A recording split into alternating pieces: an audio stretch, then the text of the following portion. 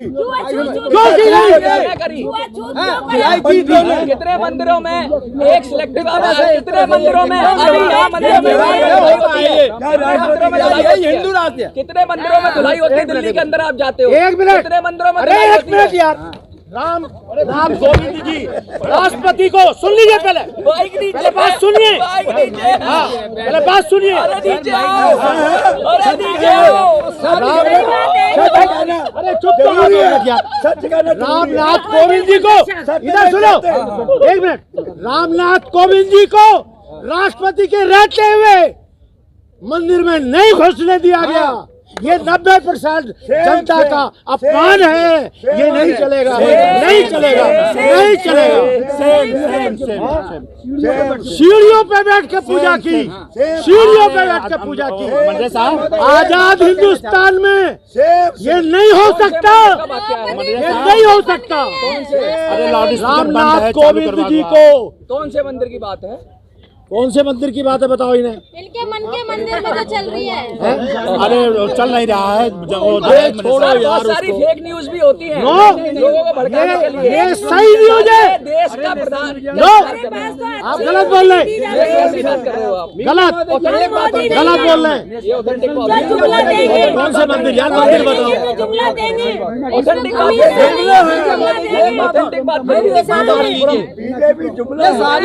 हिंदू नहीं, धर्म सनातन इंसानत है, इंसानत से जुड़े हुए हम। जितना गाली हिंदू धर्म को लोग दे लेते हैं खुलेआम, किसी और धर्म के बारे में किसी का मुंह चलेगा? मैं सभी चलेगा, गला उतार दिया जाता है। आप सही कर रहे हैं। वही तो मैंने कहा, वही तो मैंने कहा। एक बात कहने दो, एक बात आपको कड़वी लगेगी। हिंदू कोई धर्म नहीं है, धर्म है सनातन। ये इंडू से फारसी से बना है, इंडू का मतलब चोर। और ये आते थे ये लोग और इनको चोटी छोड़ते थे, निशानी थी चोर है। किसने कहा चोर? इंडू लिखा है, मैंने पढ़ा है। कहाँ से पढ़े? कौन सी किताब में पढ़े? मैं तो दे दूंगा किताब में पढ़े, मैं दे तो नंबर लो। इंडू से चाहते हैं, प्राइवेट में भी होगा, शंकराचार्यों में भी होगा, शेड्यूल कास्ट के आदमी को, ओबीसी के आदमी को आरएसएस का प्रमुख बना। हमको अर्ध सरकारी निजी क्षेत्र, राजनीतिक क्षेत्र और धार्मिक क्षेत्र, हर जगह आरक्षण हमको चाहिए। अगर दलितों को सम्मान नहीं क्यों बनाए नया? अच्छा, मोहन भागवत जी की जगह, मोहन भागवत जी की जगह आप ओबीसी के आदमी को बैठाओ, दलित को बैठाओ। कर लोगे? अगर कोई ओबीसी का आदमी बैठ गया तो आरएसएस को कबूल कर लोगे आप? आरएसएस है क्या चीज? आरएसएस क्या है? मोहन भागवत से बंदी को रिहा कराना चाहते हैं आप? जगतार से गवारा को नंबर 1। अच्छा, और दूसरे बाकी सब पता है आपको क्या आरोप है उनके ऊपर? मालूम है मुझे। क्या आरोप है बताइए, आप अपने मुंह से बताइए। आप क्या आरोप है? मुख्यमंत्री को मारने का। फिर ऐसे व्यक्तियों को क्यों किसी और को आजाद कराने की बात करिए? क्या ऐसे व्यक्तियों को जो बम ब्लास्ट करें या लोगों को उड़ा दें या मार दें, उनके लिए सिंपैथी जाग रही है? ये गलत बात है। पार्लियामेंट के अंदर बातें सुनी नहीं जा रही है। ये लोकतंत्र खतरे में है, लोकतंत्र खतरे में है। पार्लियामेंट ये आदमी आपका टाइम वेस्ट कर रहा है, ये आरएसएस का आदमी। अरे कोई बात नहीं, आप इधर आ जाइए। अरे यार, अरे यार ये बात है भाई। देखिए, चाहे वो आरएसएस के, चाहे कोई पत्रकार के रूप में, वो मीडिया के रूप में है यार। हमारे पिलर है आरएसएस। ये तो गलत बात है, ये तो गलत बात है। कैसे आरएसएस?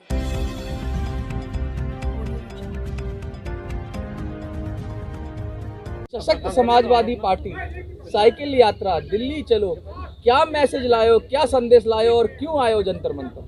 हम लोग पूरे देश को, भारत के 140 करोड़ नागरिकों को ये संदेश देना चाहते हैं कि जो वर्तमान सरकार है, उस वर्तमान सरकार ने सारी हदें पार कर दी हैं। संविधान का खुला उल्लंघन हो रहा है। आप अच्छी तरह से जानते हैं, अभी 340 आईएएस के पद बिना किसी आरक्षण, बिना किसी लाग लपेट के भर्ती कर दिए गए, जॉइंट सेक्रेटरी बना दिए गए और संविधानिक व्यवस्था को ख़त्म करके कोई आरक्षण का प्रावधान नहीं है। आप ये पता कर सकते हैं, संख्या कम या ज़्यादा हो सकती है, 340 की जगह 200 या कुछ हो सकते हैं, लेकिन जो मैं बोल रहा हूँ ये खुल के बोल रहा हूँ, पूरे हिंदुस्तान में बोल रहा हूँ कि ये व्यवस्था आप नहीं कर सकते, आपने गलत किया है। ये नियुक्ति आपको रद्द करनी पड़ेगी। ना पिछड़े को, ना अगड़े को, कोई व्यवस्था नहीं। खुलेआम व्यवस्था चरमरा गई है। ये पद लेटरल व्यवस्था के माध्यम से भरे गए हैं। मुझे मालूम है, मैं उस सेवा को किया हूं, मुझे मालूम है ये लेटरल व्यवस्था क्या होती है। लेटरल व्यवस्था उस समय के लिए थी जब शुरू में 1956 में कोई लोग नहीं मिलते थे, पढ़े लिखे लोग नहीं मिलते थे, तो उस समय ये था कि भारत सरकार यदि चाहेगी तो इस व्यवस्था के तहत वो जो है डायरेक्ट भर्ती कर सकती है योग्य लोगों की। हटाया तो अभी भी नहीं गया है, अभी भी नहीं हटाया गया है, लेकिन वो तो सरकार की अपनी इच्छा पर निर्भर है। No not at all. आज इस देश के अंदर 20 करोड़ लोग बेरोजगार है और 10 लाख आदमी यूनियन पब्लिक सर्विस कमीशन में बैठता है, जिसमें मात्र 1000 पद हैं। 125 IAS नौकरियों की एक सीमा है ना। आप कह रहे हो 20 करोड़ लोग बेरोजगार है और आप 16 करोड़ लोगों को नौकरी देने की बात कर रहे हो। नहीं, तो 4 करोड़ हम ये कह रहे हैं, आप गलत समझे। मैं ये कह रहा हूँ, लिखा हुआ बैनर पे 16 करोड़ लोगों को नौकरी मिलने के लिए। वो अलग चीज लिखी है, उसकी अलग बात है, सुन लीजिए। वो तो ये कह रहे हैं इन जनरल कि 16 करोड़ लोग आज जो बेरोजगार हैं इन्हें नौकरी दो, ये कह रहे हैं। लेकिन मैं क्या कह रहा हूँ, लेटरल व्यवस्था के तहत बिना किसी रिटन टेस्ट, बिना इंटरव्यू आपने 340 IAS के पद भरे हैं भारत सरकार में। मैं माननीय प्रधानमंत्री जी से पूछना चाहता हूँ, ये कौन सी व्यवस्था है? संविधान का उल्लंघन नहीं है, आरक्षण का व्यवस्था कहाँ गया? अगर इसी तरह होगा तो आप मुझे बताइए, जो बाबा साहब ने आरक्षण दिया, संविधान में जो आरक्षण है। चीज बताइए, जो IAS के जो पद आप कह रहे हो, IAS के पद तो नहीं, खैर सचिव लेवल की जो जॉब बता रहे हो। IAS ज्वाइंट सेक्रेटरी IAS होता है। IAS होता है, ये जरूरी नहीं है। आपने ही अभी बताया कि 1956 के कानून क्या है, जरूरी नहीं है कि IAS। मैंने क्या बता रहा हूँ, आप मेरी बात को एक मिनट, मेरी बात को फिर ध्यान से सुनिए। एक व्यवस्था थी, क्या उन पे IAS संघ लोक सेवा आयोग में एक व्यवस्था थी, यदि सुटेबल कैंडिडेट नहीं मिलते हैं तो इस व्यवस्था के तहत भारत सरकार को यह अधिकार दिया गया। लेकिन आज तो मैं ये कह रहा हूं कि उस व्यवस्था में 10 लाख लोग अप्लाई करते हैं और 1000 का सिलेक्शन होता है, मतलब 10,000 में से एक आदमी। दूसरे विषय पे आते हैं हम। वकील साहब, आप बताइए कि जातिगत आधार पर जो जनगणना की मांग कर रहे हैं, पूरे देश में ये मांग उठ रही है और लगातार OBC समाज, SC ST समाज इस पर पुरजोर तरीके से रख रहा है बात, क्योंकि जिसकी जितनी भागीदारी उसकी उतनी हिस्सेदारी, इस तरह के नारे भी लगते हैं। क्या लगता है आपको कि ये बात मानेगी सरकार? देखिए, मैं Baijnath Yadav, advocate supreme court, राष्ट्रीय अध्यक्ष सशक्त समाजवादी पार्टी। मैं 819 दिन से डॉक्टर राममनोहर लोहिया जी के सपनों को साकार करने के लिए ही सत्याग्रह कर रहा हूँ। ये भूखा सत्याग्रह है। 819 दिन से आज जो ये मंच पे सभी हमारे संगठन के और सभी पार्टी के राष्ट्रीय अध्यक्ष और पिछड़ा दलित विकास महासंघ के राष्ट्रीय अध्यक्ष माननीय श्री ददन सिंह यादव जी भोपाल से आए हुए हैं, सबका जो समर्थन मिल रहा है मुझे, यह डॉक्टर राममनोहर लोहिया जी के सपनों को साकार करने के लिए ही है। उन्होंने कहा था 1963 में। समाजवाद कहाँ खो गया सर? सुनिए, 1963 में doctor Rammanohar Lohia ji member of parliament, Farrukhabad से वो सांसद थे। उन्होंने कहा था, उनकी पार्टी थी संयुक्त सोशलिस्ट पार्टी, उन्होंने कहा था संसोपा ने बांधीघाट पिछड़े पाने 100 में साल। इस पिछड़ा वर्ग जो है बहुसंख्यक है। इतने बड़े नेता, और यही राम मनोहर लोहिया अस्पताल जो बना है ना, यही इलाज कराने के लिए तड़पते तड़पते उनकी मृत्यु हो गई।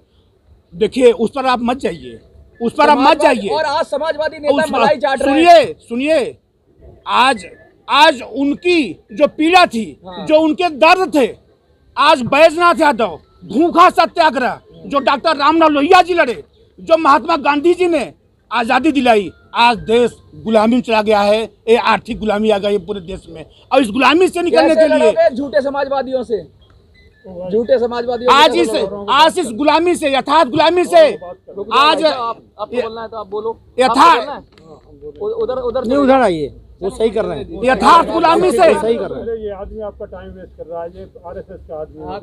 अरे कोई बात नहीं, आप इधर आ जाइए। अरे यार, अरे आप यार, ये बात है भाई।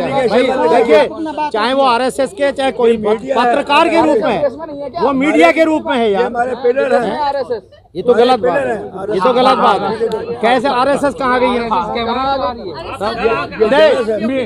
अपनी बात को, हमारी बात को जनता में भेज रहे हैं। मीडिया सिर्फ मीडिया मीडिया है, बस मीडिया सिर्फ बड़े मीडिया सवाल है। पूछेंगे सर हम। और चौथा स्तंभ है, मुझे चौथा स्तंभ पर पूरा ट्रस्ट है। अब चौथा स्तंभ के बिना देश में जो संविधान को लागू करने की, संविधान को लेके आगे चलने की जो व्यवस्था है वो बिना मीडिया के आगे संभव नहीं है। नहीं हो सभी सकता, मीडिया एक है। और मीडिया का मैं स्वागत करता हूँ। जो लोग मोदी मीडिया को जो मोदी मीडिया गोदी मीडिया कहते हैं, आज मैं उस शब्द को मैं बोल रहा हूँ, मैंने कभी नहीं बोला। आप लोग कई बार हमने कार्यक्रम किया, मैंने गोदी मीडिया का कभी नहीं कहा, क्योंकि ये मीडिया को किसी के पाले में बैठा देने से हमारे मीडिया का महत्व कम हो जाएगा। मैं ऐसा कभी नहीं बोल सकता। मीडिया वो चीज है कि मीडिया के बल पे आज देश आजाद हुआ है। आज लाखों करोड़ों लोगों के मरने पर आज हम लोग यहाँ पे बोल पा रहे हैं, नहीं तो बोलने की आजादी थी। बिल्कुल आज ये मीडिया का दम है। मीडिया ने रात रात लोगों ने पेपर छपाया, रात रात लोगों ने बांटा, तब जा करके ये संचार पैदा हुआ, जहाँ पे ये जो डिजिटल नहीं था, एक दूसरे तक संभव मीडिया माध्यम था। मैं मीडिया पे ट्रस्ट करता हूँ, विश्वास करता हूँ, और मीडिया के माध्यम से मैं 2024 से बात। एक बहुत बड़ा मुद्दा प्राइवेटाइजेशन का। सरकार जिस तरीके से PSUs का प्राइवेटाइजेशन कर रही है और सारी विपक्षी पार्टियां चुप हैं उस पर, कोई भी मुखरता से बात नहीं कर रहा। सशक्त समाजवादी पार्टी ने ये मुद्दा उठाया है, तो कहां तक ले जाएंगे आप इसे? कोई चुप है? पार्लियामेंट में 200 सांसद जो निकल करके दफ्ती लेकर के, और जो 2% आज पार्लियामेंट मेंबर्स, क्या उनका काम हो पार्लियामेंट के बाहर दफ्ती लेकर चलने का? अंदर था पार्लियामेंट के अंदर बातें सुनी नहीं जा रही है। ये लोकतंत्र खतरे में है। लोकतंत्र खतरे में है। पार्लियामेंट जो है, पार्लियामेंट में भारतीय जनता पार्टी कार्यालय बन गया है। पार्लियामेंट नहीं रह गई है। ये भारतीय जनता पार्टी तानाशाही रवैया अपना करके देश में संविधान खत्म कर रही है। भारतीय जनता पार्टी को 2024 में किसी कीमत नहीं आने देंगे। पूरे देश के लोगों से मैं अपील करता हूं, सभी संगठनों से, सभी राजनीतिक दलों से, सभी विपक्षियों से, सभी पीड़ितों से, सभी बेरोजगारों से, सभी किसानों से, आप लोग एक हो जाओ और 2024 में भारतीय जनता पार्टी को दूर कर दो, क्योंकि आर्थिक गुलामी आ चुकी है। पार्लियामेंट में जिस संसद सत्र चलता है तो विपक्ष को बोलने का मौका नहीं दिया जाता? बिल्कुल कहाँ दिया जा रहा है मैडम जी? जब वो कह रहे हैं JPC की मांग करो, गठन करो, उनकी जांच कराओ, अडानी मुद्दे पर JPC कमेटी गठित करो, क्यों नहीं हो रहा है? ये कमेटी क्यों नहीं हो रहा है? आज जो है 200 सांसद मीडिया महोदय आपसे पूछ रहा हूं, दफ्तिया में ले जा करके विजय चौक तक जा रहे हैं, यही रह गया। कह रहा है राहुल गांधी कह रहा है मोदी जी हमसे डरा हुआ है, क्या आपको लग रहा है सही में डरा हुआ है? हाँ, डरा ऐसा हुआ है ना। सारे विपक्ष वो डरा है कि नहीं डरा है वो उनसे पूछिए। हम ये कह रहे हैं कि ये जो रिपोर्ट है ये क्यों लागू नहीं करी आज तक उत्तर प्रदेश में? आप बताइए। ये कैबिनेट में जा रही थी, क्यों रुकवा दी? यदि अति पिछड़ों को और आपके अत्यंत पिछड़ों को न्याय की व्यवस्था थी तो आज भारतीय जनता पार्टी की सरकार ने इसको लागू। और इस आरक्षण का उपयोग अब कम ज्यादा अब जातिगत लामबंदी हो रही है। इस पर सशक्त जातियां भी, जैसे गुजरात की पटेल जाति बहुत सशक्त जातियां हैं, वो भी इकट्ठा होती हैं, सरकार पर दबाव डालती है, उन्हें भी OBC में शामिल करने की मांग करती हैं। तो ये कहाँ जाएगा? कब तक आप मांगते रहेंगे? कब अपने पैरों पे खड़ा करना? बच्चा आरक्षण का है, उसे चलाने की कोशिश करो। कब देश में बदलाव आएगा? कब आरक्षण को छोड़ोगे? जिस व्यवस्था को 3000 साल से आपने चलाया है, ये व्यवस्था 75 साल में खत्म नहीं हो सकती। ये जब तक संविधान की चीज को मूल रूप से लागू नहीं कर दिया जाता, तब तक आरक्षण बदस्तूर जारी रहेगा। क्रीमी लेयर कहाँ ले जाएंगे? आरक्षण का सारा हक तो वही लोग खा रहे हैं जिनको आरक्षण पहले मिल गया। तो क्रीमी लेयर है तो OBC में, क्रीमी लेयर OBC में है, लेकिन SC ST की बात कर रहा हूँ। SC ST वाले बेचारे भूख हड़ताल पे बैठे हैं, रोटी खाने को नहीं मिल रही, उसमें कहाँ क्रीमी लेयर करोगे? अच्छा सर, बात करें एक हम महत्वपूर्ण बात मैं कहना चाहता हूँ मीडिया को। मैं अकाली दल का प्रदेश का अध्यक्ष हूँ, यूपी का, दलजीत सिंह कथूरिया नाम है मेरा। सबसे महत्वपूर्ण बात है, सुप्रीम कोर्ट की रूलिंग है, उम्र कैद को 14 साल के बाद रिहा कर देना चाहिए अगर आचरण सही है।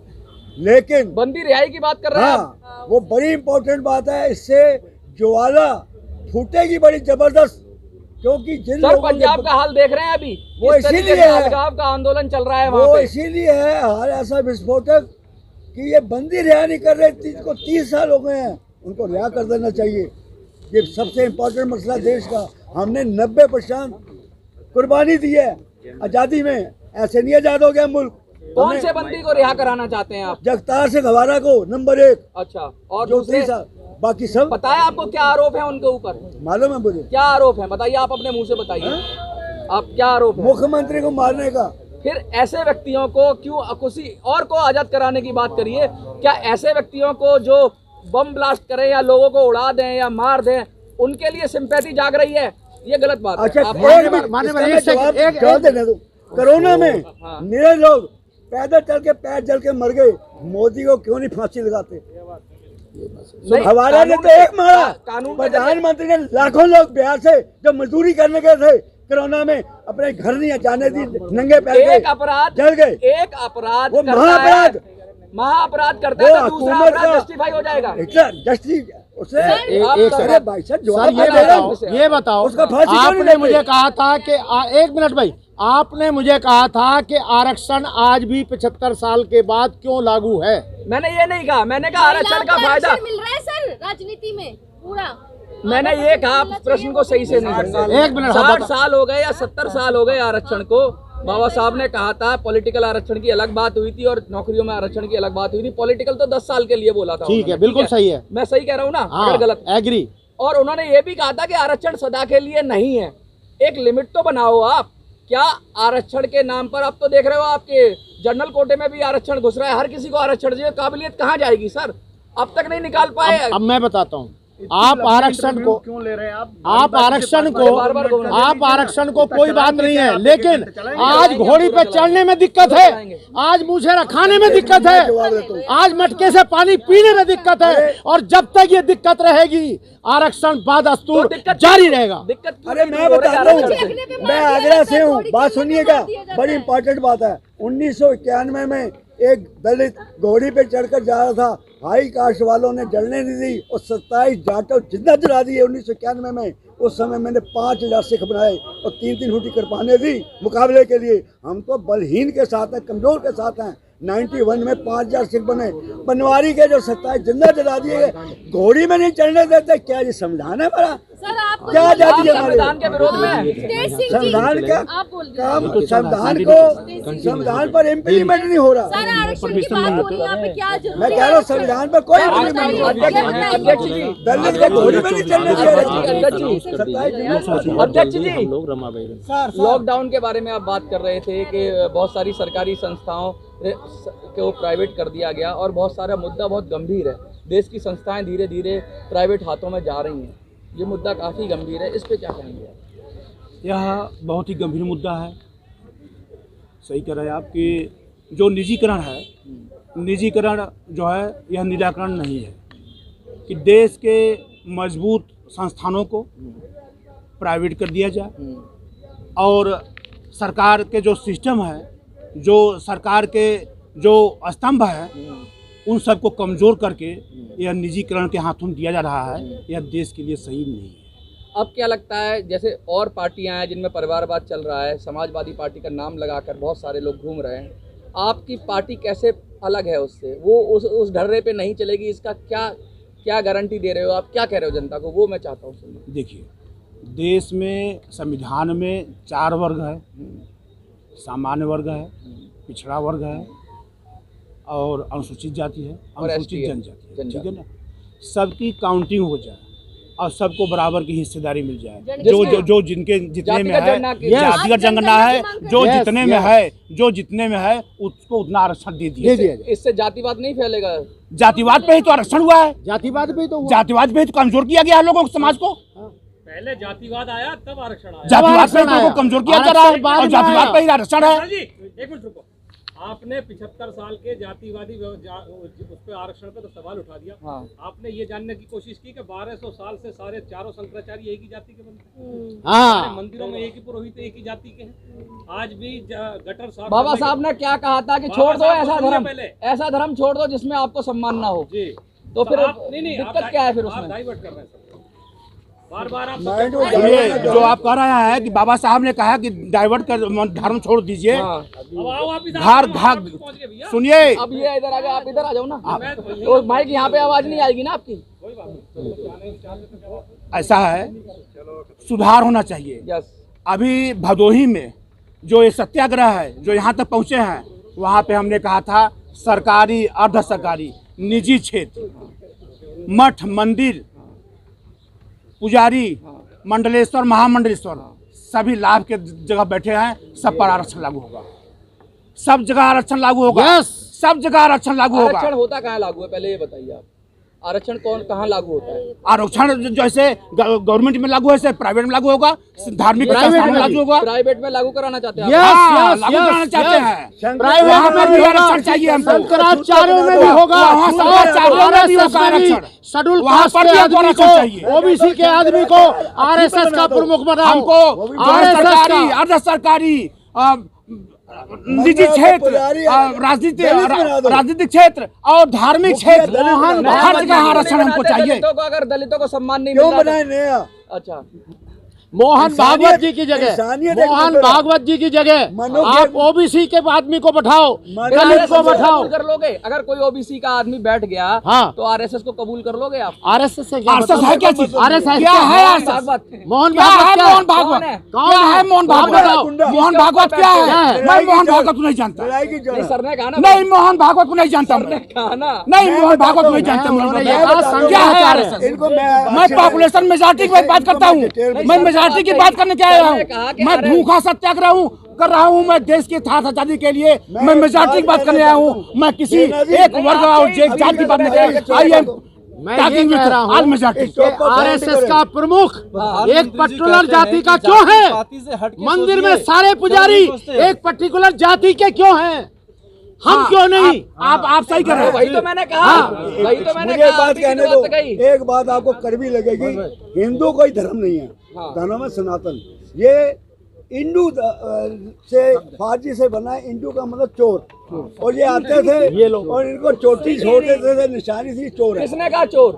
इंडू लिखा है, मैंने पढ़ा है। कहाँ से पढ़े? कौन सी किताब में पढ़े? मैं दे दूंगा किताब में पढ़े। मैं दे तो नंबर लो।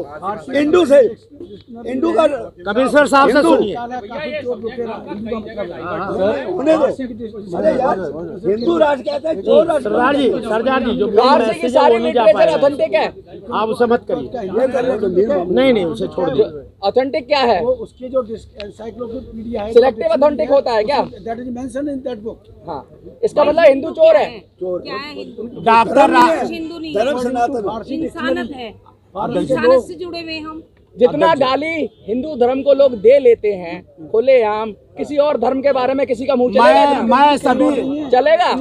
गला उतार दिया जाता है। अरे यार, हम हिंदू के धर्म में रह के बोल रहे हैं। उनसे क्या मतलब? एक मिनट, बहुत छोटा सा सवाल है। हाँ प्रधानमंत्री जी मैडम, एक मिनट, क्या सवाल है? प्रधानमंत्री जी हमेशा कहते हैं, एक भाई साहब, एक मिनट। हाँ जी, प्रधानमंत्री जी हमेशा कहते हैं कि जाति पाति में एक मिनट भैया, एक मिनट, विकास में काम करो। अरे आपस में ऐसे मत करो। एक मिनट, हाँ क्या बोले आप लोग? थोड़ा सा एक मिनट रुकिए, सुनिए जो आप कह रहे हैं। प्रधानमंत्री जी क्या कर रहे हैं? जी, जाति पाति से अलग हट के सोचो और राष्ट्र के विकास में योगदान दो। हाँ, उन्होंने बात सही कहा है। यह बात उन्होंने सही कहा है, क्योंकि डॉक्टर रामलाल लोहिया जी क्या करते थे? जात तोड़ो समाज जोड़ो। तो हम उसके पक्षधर हैं। हम उसके पक्षधर हैं। हम उसके पक्षधर हैं। जाति जनगणना का जातीय जनगणना जरूरी है। जाति जनगणना है। जातीय जनगणना जो आप कह रहे हैं कि जातियों से उठ के सोचो, इस पर डॉक्टर रामलाल लोहिया जी अपना स्टेटमेंट 1963 में पार्लियामेंट में दे चुके हैं। इस पर जातीय जनगणना जरूरी है, मैं उसका पक्षधर और हूं। उससे दुनिया की कोई ताकत नहीं रोक सकती। लागू होना चाहिए। बिहार में गए, सुप्रीम कोर्ट गए और सुप्रीम कोर्ट ने ओके कर दिया। उस पर हम आरक्षण लागू नहीं चाहते। भैया इसको बना करो, अलग ना मैडम जी, मेरी बात सुनो, मेरी बात वही तो कह रहे हैं यार, ऐसे क्यों करवा रहे हो? मैडम, आप जो बात चल रही है उस पर बात करिए। मैं ये कहना चाह रहा हूँ, मैडम प्लीज कोविंद राम राष्ट्रपति बने थे और पूजा अर्चना करने के लिए मंदिर में गए थे, तो वो निकलने के बाद में उस मंदिर की धुलाई की गई। क्यों? क्या बात थी ये? सही बात क्यों धुलाई क्यों की? धुलाई की? कितने मंदिरों में एक सिलेक्टिव कितने मंदिरों में अभी यहाँ मंदिरों में हिंदू राज्य कितने मंदिरों में धुलाई होती है? दिल्ली के अंदर आप जाते हो, एक मिनट, कितने मंदिरों में? अरे एक मिनट यार, राम कोविंद जी राष्ट्रपति को सुन लीजिए, पहले बात सुनिए। हाँ, पहले बात सुनिए। अरे चुप करो। रामनाथ कोविंद जी को इधर सुनो, एक मिनट। रामनाथ कोविंद जी को राष्ट्रपति के रहते हुए मंदिर में नहीं घुसने दिया गया। ये 90% जनता का अपमान है। ये नहीं चलेगा, नहीं चलेगा, नहीं चलेगा। सीढ़ियों पे बैठ के पूजा की, सीढ़ियों पे बैठ के पूजा की। आजाद हिंदुस्तान में ये नहीं हो सकता, ये नहीं हो सकता। रामनाथ कोविंद जी को कौन से मंदिर की बात है? कौन से मंदिर की बात है बताओ इन्हें। इनके मन के मंदिर में तो चल रही है। अरे चल नहीं रहा है, छोड़ो यार, बहुत सारी फेक न्यूज भी होती है लोगों को भड़काने के लिए। ये सही न्यूज है। देश का प्रधान आप गलत बोल रहे हैं, बात कर रहे हो आप, गलत गलत बोल रहे हैं। ये ऑथेंटिक बात कौन से मंदिर यार, मंदिर बताओ। ऑथेंटिक बात बीजेपी जुमला सारी समस्याएं ये सारी समस्या इनको चुप करो ना। ऐसे इंटरव्यू होते हैं कि सारी समस्या क्या कर रहे हो यार।